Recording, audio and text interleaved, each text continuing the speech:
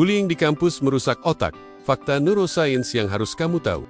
Tahukah kamu bahwa bullying di kampus bukan hanya luka hati biasa? Ilmu neuroscience membuktikan bullying dapat mengubah struktur dan fungsi otak secara nyata, dari gangguan memori, kecemasan berlebihan, hingga kesulitan belajar. Bahkan, otak pelaku juga terpengaruh dengan pola reward, yang membuat mereka ketagihan menyakiti orang lain. Yuk, kita kupas tuntas fakta ilmiahnya, agar kita semua makin paham dan bisa bertindak.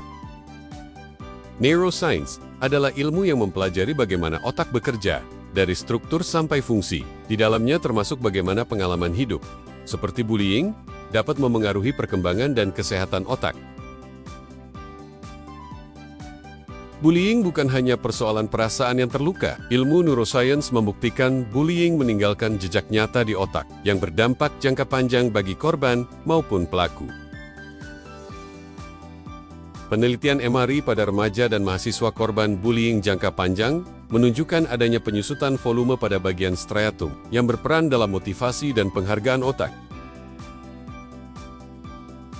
Tekanan stres kronis dari bullying menghambat neuroplastisitas atau kemampuan otak untuk tumbuh dan memperbaiki diri, sehingga bagian penting ini menyusut dan menyebabkan kecemasan yang meningkat. Hipokampus adalah pusat memori dan regulasi emosi. Stres kronis seperti bullying membuat volume hipokampus berkurang karena paparan hormon kortisol yang berlebihan. Dampaknya, korban sulit berkonsentrasi, mengingat pelajaran, dan mengelola emosi yang sangat mengganggu proses belajar di kampus. Amigdala berfungsi sebagai pusat pengolahan rasa takut. Pada korban bullying, amigdala menjadi hiperaktif, artinya otak terlalu mudah merespon rasa takut.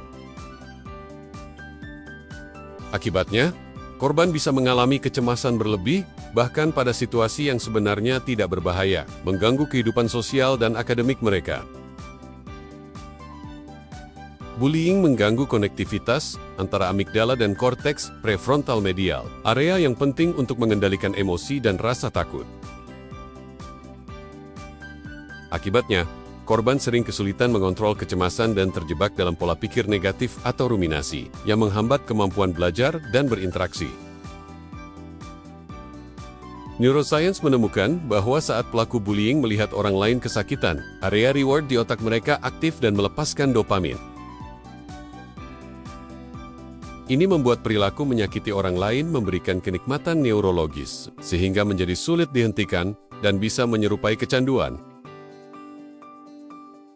Pada pelaku bullying, area otak yang mengatur empati dan pengendalian impuls seperti medial prefrontal cortex dan temporoparietal junction tidak berfungsi optimal.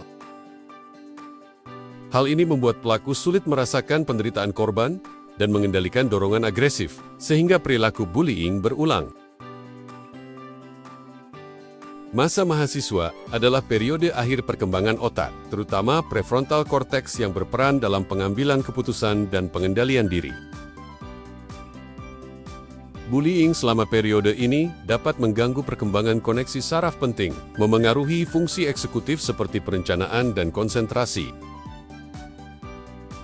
Korban bullying cenderung mengalami kesulitan mempertahankan perhatian karena otak mereka sibuk memproses kecemasan dan rasa takut.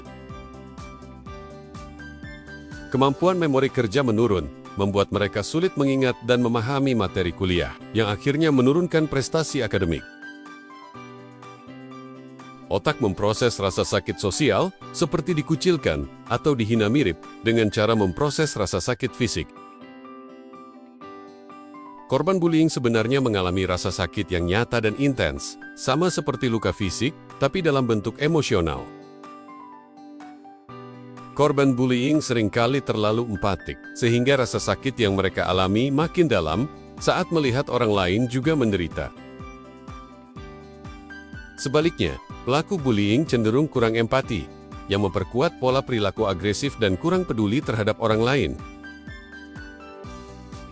Penonton bullying mengalami konflik dalam otak antara keinginan untuk membantu dan rasa takut terhadap konsekuensi.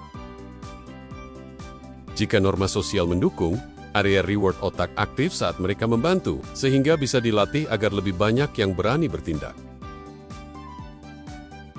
Bullying meninggalkan jejak permanen di struktur dan fungsi otak yang bisa bertahan lama. Bahkan setelah bullying berhenti, perubahan otak ini masih dapat memengaruhi kehidupan mental dan emosional korban. Otak muda memiliki kemampuan neuroplastisitas, yaitu kemampuan untuk memperbaiki dan menata ulang koneksi saraf. Dengan intervensi tepat seperti konseling dan dukungan lingkungan, korban bullying dapat memulihkan fungsi otak mereka. Program pelatihan mindfulness dan biofeedback dapat membantu korban mengendalikan emosi dan kecemasan secara neurologis. Pencegahan bullying harus dilakukan secara multidisipliner dan berbasis ilmu otak agar efektif dan berkelanjutan. Dengan memahami bagaimana bullying memengaruhi otak, kita semua punya kekuatan untuk menciptakan lingkungan kampus yang lebih aman dan sehat bagi generasi muda. Mari bersama-sama wujudkan perubahan positif ini. Jika kamu peduli dengan kesehatan otak dan pencegahan bullying di kampus, jangan lupa subscribe channel ini dan bagikan video ini kepada teman-temanmu. Bersama kita bisa hentikan bullying dan sebarkan kebaikan.